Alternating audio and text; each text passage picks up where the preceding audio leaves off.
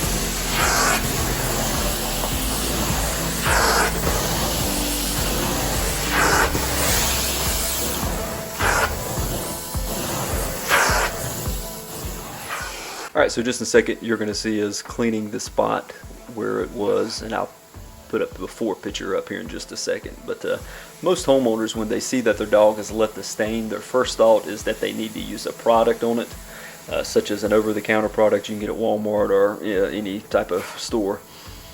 But typically though, if you get to the spot within 24 hours, the best thing you can use is actually water, a shop vac, and a towel. And if you actually go to our description, we're going to put a link in there that kind of shows you that process. It's a quick 1-minute video. It's very simple to do. Again, this is if you get to the stain within 24 hours, or get to the urine contamination within 24 hours. But when you use an over-the-counter product, these products leave a ton of residue if they're not flushed out thoroughly. And if they're left for an extended period of time, they can actually cause permanent staining to the carpet.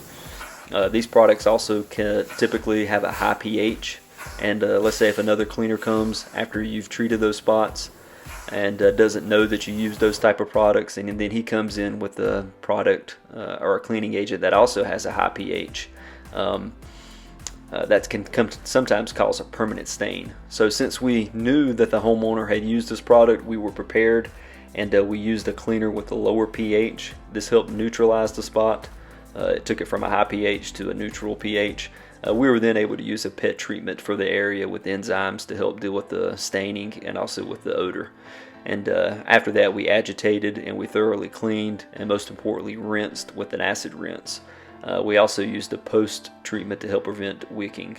And for the final thing, we used the air mover to help speed dry it.